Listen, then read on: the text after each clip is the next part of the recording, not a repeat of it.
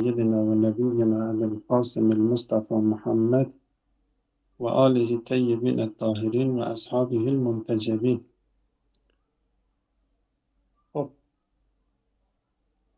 Bugün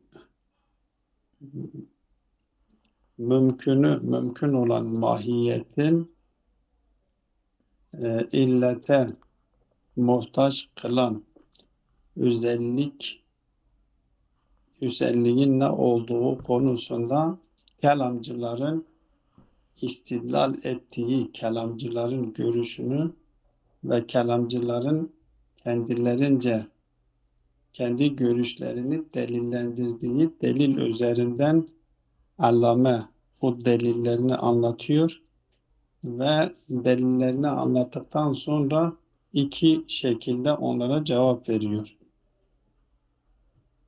Kelamcılar diyorlar ki eğer mümkün olan bir mahiyeti illeten muhtaç kılan hudus değil de imkan olursa zamansal olarak kadim olan varlığın var oluşu caiz olmuş olur. Yani kendileri bu neticeye varmışlar. Biz bu mümkün olan mahiyeti illeten muhtaç kılan özellik hudus olduğunu kabul etmezsek o zaman kadim olan bir varlığın ya kadim olan varlıkların var olmasını kabul etmek caiz olmuş oluyor. Kadim olan varlığı kabul ettiğimiz zaman kadim olan bir varlığın özelliği ne başlangıcı vardır zamansal olarak ne de sonu vardır.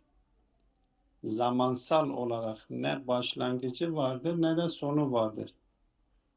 Zamansal olarak varlığı ezeli ve ebedi olan bir varlığın farz edilmesi illete olan ihtiyacı kalmaz diyorlar.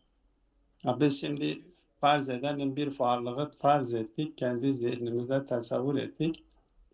Bu ezelden beri vardır. Yani zamansal olarak ezelden beri var olduğunu farz edelim. Varsa artık illete ihtiyaç olması, nasıl illete muhtaç olması nereden kaynaklanıyor? Onun zaten vardır. Yokluğu yoktur ki hatta kendisine yokluk verilsin. Zaten kendisi mevcuttur.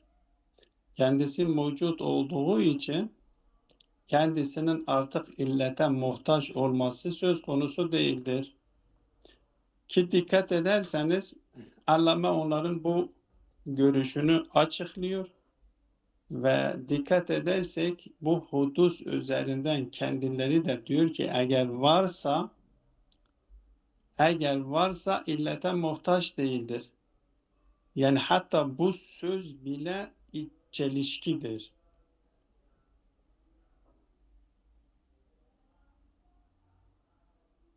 Hudusun kendisi var olma değil midir? Hudusunuz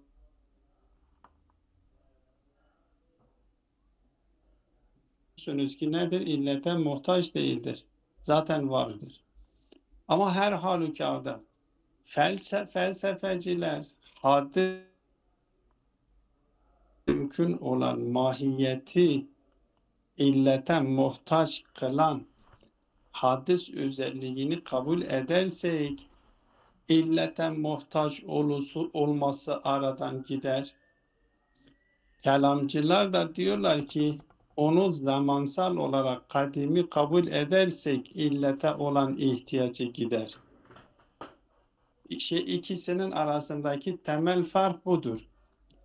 Felsefeciler diyorlar ki biz eğer bir mümkün olan mahiyetin imkan oluşunu kabul etmezsek, zatındaki fakirliği zatında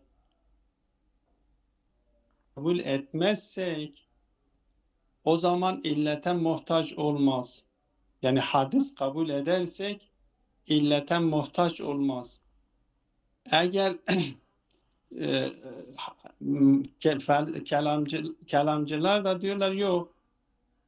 Biz eğer hadis imkan kabul edersek, zatında imkanı kabul edersek, o imkanı kabul ettiğimiz zaman ezeli olmuş oluyor zamansal olarak.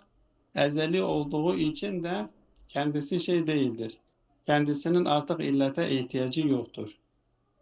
Temel fark budur.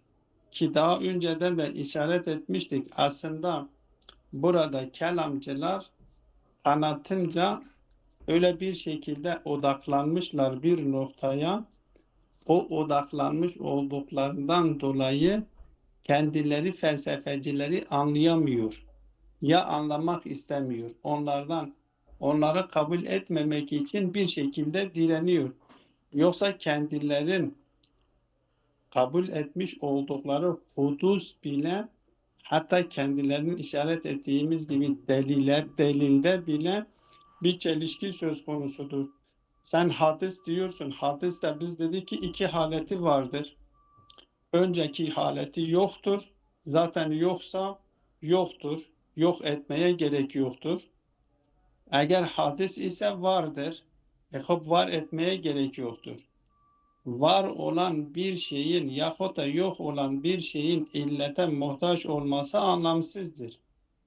Öyleyse bir mahiyeti, mümkün olan bir mahiyeti illete muhtaç kılan zatındaki o imkandır. Allame zaten buradan giriyor. Diyor ki sizin söylemiş olduğunuz hudusu biz kabul edersek zaten vücuttur. Ama imkan kabul ettiğimiz zaman o imkanın belirtmiş olduğu imkandan kaynaklanmış olan o hacet zatidir. Hatta vacibul vücut tarafından, illet tarafından kendisine vücut da verilse, vücudun verilmesiyle o zatındaki ihtiyaç yok olunmuyor ki. Vacip tarafından, illet tarafından kendisi vacip ediliyor ve var ediliyor. Varlığı varlığı vaciptir ama vacibi bil gayrdir. Zatında yine yokluğu, o zatındaki o fakrı barındırıyor. Zatındaki fakirliği, o ihtiyacı barındırdığı için Zat-ı Bari Teala o varlığı yine yahut da illeti o varlığı yine kendisinden alabiliyor. Eğer zatında o imkan, o fakirlik olmamış olsaydı ne kendisine vücut verilebiliyordu ve ne de kendisinden vücut alınabiliyordu. Burada dikkat edilmesi gereken nokta şudur aslında. Bu Zat-ı Bari Teala'nın bilgisinde farz edilmiş olan mahiyet, bak Zat-ı Bari Teala'nın bilgisindedir. Bu Zat-ı Bari Teala'nın bilgisinde bizler tarafından farz edilmiş olan o mümkün dışarıda Zat-ı Bari Teala onu yok da edebilir, var da edebilir.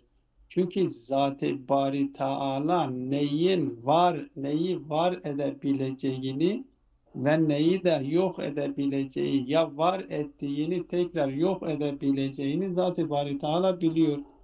Öyleyse mümkün olan mahiyetleri illete muhtaç kılan imkandır, velev ki ezeli olsun.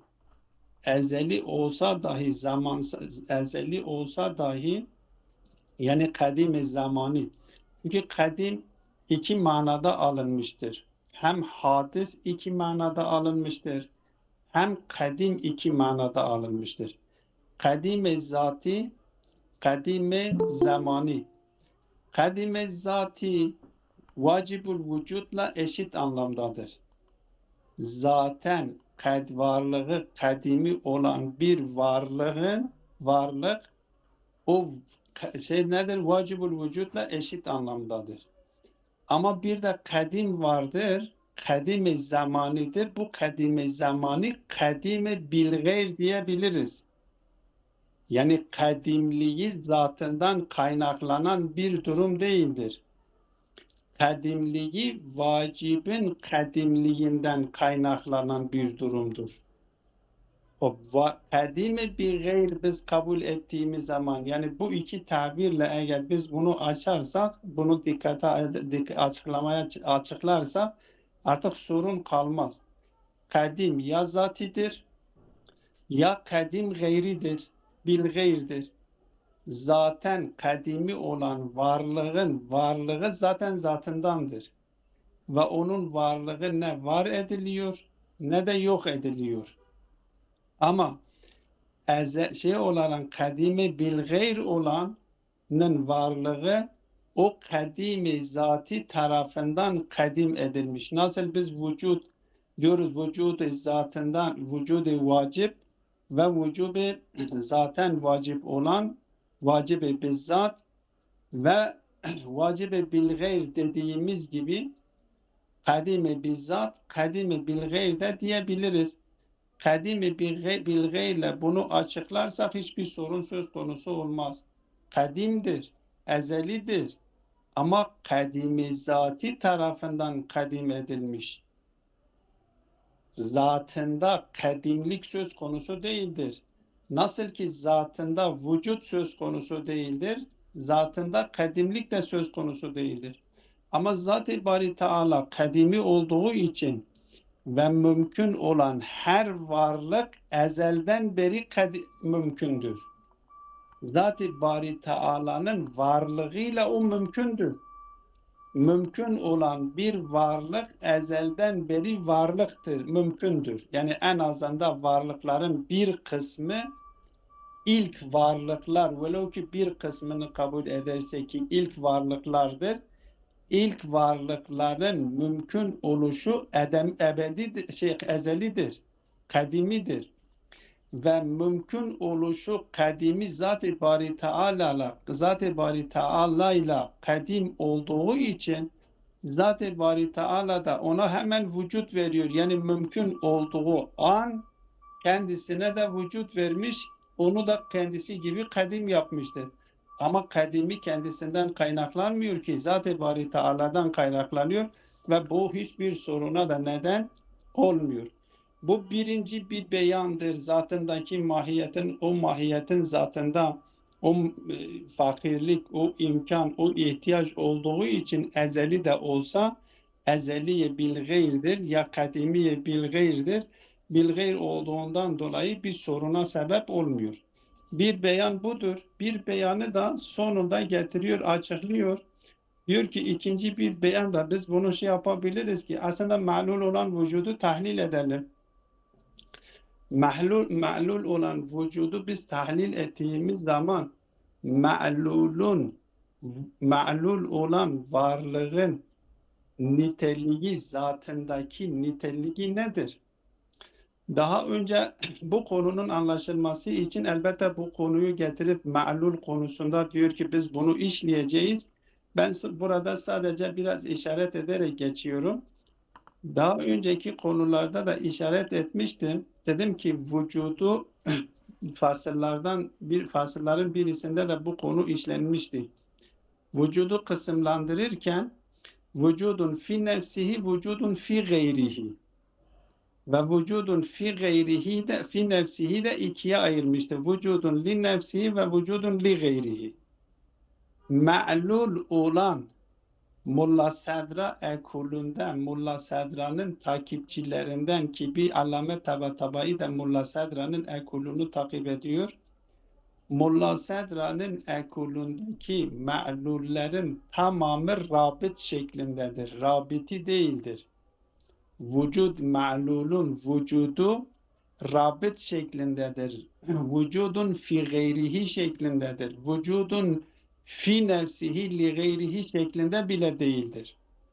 O ma'lulun özelliği buysa aslında bunun her zaman ister var olsun ister var olmasın hiçbir zaman illeti olmaksızın onun müstakil olarak düşünmemiz imkansızdır. Çünkü vücudun fi gayrihidir. Vücudun fi gayrihi nitelikteki olan varlığın illetinden var olsa bile, var edilse bile illetine muhtaçtır. Hiçbir zaman kendisindeki olan o ihtiyaç yok edilmiyor ve sürekli onunla beraberdir.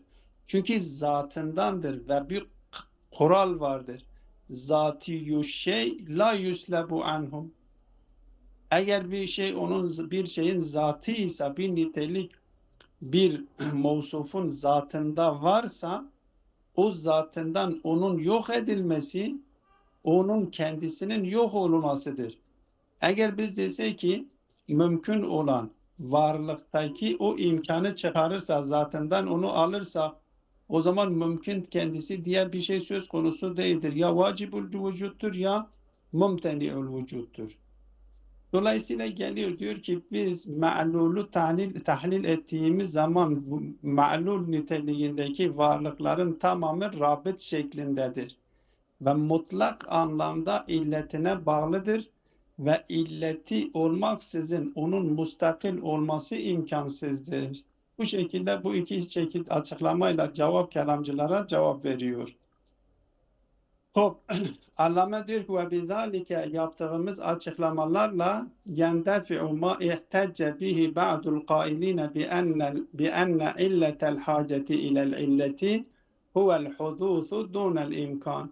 Yaptığımız açıklamalardan o bazıları ki demişler ki mümkün olan mahiyetin illete muhtaç olmasına sebep olan hudustur, imkan değildir diyen görüşü de def etmiş olduğu, o görüşü de cevaplandırmış olduğu. O görüş ne diyor? Min ennehu. O görüş delillerin ki kelamcılarındır ve Allame getirip kelamcıların yapmış olduğu delil istidlalını burada açıklıyor. Kimin ennehu? Bu kailinler şunu söylemişlerdir ki لو كان الإمكان هو العلة دون الحدوث جاز أن يوجد القديم. Eğer biz desek ki bu mümkün olan mahiyeti illetine muhtaç kılan hudus değil de imkandır dersek o zaman caze en yücedel kadimu zamanı. Kadim zamanının vücut olması caiz olmuş oluyor. Caiz olmak yani felsefede yani mümkün olmuş oluyor. Ve huvellezî la kadim zamanı olduğu zaman ne oluyor? Kadim zamanı yani kadime bil gayr.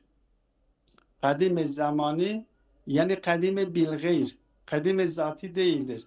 Kadim zatıyla karıştırılmaması lazım. Kadim zati zaten vacib-i bari Teala'dır. Vacib-ül vücutla aynı anlamdadır. Ama buradaki kadime zamanı yani kadime bil gayr. Gayr ile gayrin vasıtasıyla vacibul vücut kadim zatıyla kendisi de kadim olmuştur. Bu kadim zat zamanının manası nedir? Ve huvellezî la evvele li vücudihi ve la ahire lehu. Ne evveli kendi vücudu için evvel yani bir zaman vardır ki kendisi olmamış olsun. Zamansal olarak kendisi için evvel yoktur ve zamansal olarak kendisi için ahir yoktur. Ahir yoktur. Hem ezelidir zamansal olarak hem ebedidir zamansal olarak. Ve ma'lumun enne ferde devamı vücudihi yughnihi anil ille. Bellidir ki böyle bir niteliği olan bir varlığın, böyle bir nitelikte olan bir varlık ki onun da vücudunun devam etmesi ki ezelden beri vardır. O ezelden beri var oluşu ve ahiri de olmadığından dolayı diyor yughnihi anil ille. Onu illete olan ihtiyacını gideriyor. Kendisini illete muhtaç edecek bir durumu yoktur. Çünkü kendisi ezelidir. Ezeli ise onu artık vardır. Var olanını illetine muhtaç edecek bir durumu söz konusu değildir ki اِذْ لَا سَب۪يلَ لِلْعَدَمِ اِلَيْهِ حَتَّى يَحْتَاجَ اِلَى اِرْتِفَائِهِ. Çünkü adem yoktur kendisinde. Ta ki illet gelip onun o ihtiyacını gidersin. Bu mütekellimlerin yapmış olduğu istidlaldir. Vechhul indifai, onu Allame'nin vermiş olduğu cevap şöyledir. iki şekilde cevap veriyor, işaret ettiğimiz gibi. Diyor ki ennel mefruda enne zâtehu hiyel menşe'u lihacetihi. Farzımız budur. Mümkün o kendisi kadim olsun ama kadimi zatiki değildir.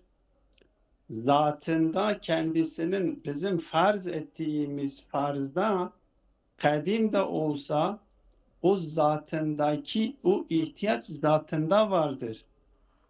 Enne zâtehu hiyel menşe'u lihacetihi. Onun varlığı veya yokluğu meselesi değildir. Onun zatı neye ihtiyaca kaynaklık yapmıştır. Ve zâtu mahfuzetun ma'al vücudi dâi. Diyor ki o zati olan bir şey onunla sürekli ondadır. Var da edilse onda o ihtiyaç vardır. Yok da edilse yine onda o ihtiyaç vardır. İhtiyaç zatından kaynaklanıyor. Başkası tarafından kaynaklanmıyor ki. Diyelim ki var olduğu zaman artık ihtiyacı bitmiş olsun. Yok, ihtiyacı zatında vardır ve kendisi zatından muhtaç olduğundan dolayı ezeli de olsa, ebedi de olsa zatındaki o ihtiyaç gitmiyor. O ihtiyaç yine devam ediyor. Dolayısıyla en güzel şey biz bunu kadimi zaman olarak kadimi bilgeyr şeklinde açık yaparsak sorun kalmıyor. Felehu ala ferdi devamil vücud hacetun daimetun fi zatihi. Farz edelim onun varlığı devam etsin. Onun varlığını devam etmesi de yine şeye bağlıdır. İlletinin onun varlığının devam etmesini istemesiyledir. İlleti onun varlığının devam etmesini istemese varlığı devam etmiyor. Çünkü zatındaki ihtiyaç zatındadır. Farz etse ki kendisi ebedidir, ezeli olduğu gibi ebedi olduğunu da kabul edersek, bu ebedi oluşu da yine zatından kaynaklanmıyor. Ebediliği de gayridir, bil gayrdir. Nasıl ki ezelliği bil gayrdir, ebediliği de bil gayrdir. Ve in kana ma'a şartil vücudu lehu bin nahvi zarureti bi şartil mahmul mustagniyen anil illa. Evet. Yani bir şartı mahmul olarak çünkü kendisi vücut olduğundan dolayı vücudu var olduğu sürece vücut kendisi için zaruridir ve bir şartı mahmul olarak her ne kadar kendisi zaruridir ve müstagnidir, illetten müstagnidir ise de ama o müstagniliği yine zati değildir, gayridir. Bima'na irtifai hacetihi biha. Yani kendisi o bir şart-ı mahmulle, zaruret ile o zaruret şeklinde var olduğu sürece o irtifai zahiren kalkmış görünüyor. Ama vücut olduğu için zahiren kalkmış oluyor. Bir şart-ı mahmul şeklinde kalkmış oluyor. Ama zatındaki bu gerçi kalkmamıştır. Hatta yani var olan da vacip de olsa dahi bu vacibi de vacibi bil gayrdir. Dolayısıyla imkan onun zatında olduğu için, ihtiyaç onun zatında olduğu için ezeli de olsa, ebedi de olsa o ihtiyaç onun zatından gitmiyor. Zatında o ihtiyaç duruyor ve zatında ihtiyaç olduğu için illet onun varlığını isterse varlığı devam eder. Yokluğunu isterse yokluğu devam ediyor. Bu birinci açıklama. İkinci açıklama da diyor ki ve eyden seyeciu enne vücudel ma'lul savan kana hadisen o kadimen. İster hadis olsun ister kadim olsun. Ma'lulun kendisi vücudun rabitun mutealliku zati bi illetihi gayru mustakillin dunaha. Diyor ki illet ma'lul bahsinde gelecek ki ma'lulun özelliği nedir? İster biz o ma'lul olanını madde alemindeki hadisler olarak kabul edelim. Çünkü madde alemindekiler hadistir, zamansaldır. İster mücerred alemindekilerini kadim olarak kabul edelim. İster kadimi olsun, ister ezeli olsun, ister hadis olsun. Kendisi ma'luldur. Ma'lulun özelliği nedir? Vücudun rabitun mutealliku zati bi illetihi. Zati itibariyle illetine bağlıdır. Gayru mustakillin dunaha. Onsuz, illetsiz, onun müstakil olması imkansızdır. Fel hacetu ilel illeti zatiyetun mulazimetun lehu. Öyleyse hacet, ma'luldeki hacet nedir? Zatında vardır. O zatından ayrılmıyor. Onun illetine olan ihtiyacı zatında vardır ve zatından ayrılacak bir şekilde, bir nitelikte de değildir. Sürekli kendisiyle beraberdir. İster var olsun, ister yok olsun, ister hatta tesaviyyün nisbe olsun. Her üç halette de o imkan, o ihtiyaç kendisinde söz konusudur. Biz mümkün olan mahiyet için üç halet tasavvur edebiliyoruz. Mütesavviyün nisbe vücut tarafına kaydırılmış, adem tarafına kaydırılmış. Her üç halette de zatındaki o imkan, o ihtiyaç duruyor. O ihtiyaç aradan yok edilmiyor. Çünkü zatidir. Yok edilmiyor. Var edilmesi de bil gayrdir. Yok edilmesi de bil gayrdir. Kadim oluşu da bil gayrdir. Ebedi oluşu da bil gayrdir. Dolayısıyla ebedi ezeli kabul etmemiz onu illete olan ihtiyaçtan müstahni yapmıyor. Ve sallallahu ala Muhammedin ve alihi teyyibine tahirin. Evet. Esabekumullahu khairan kesira.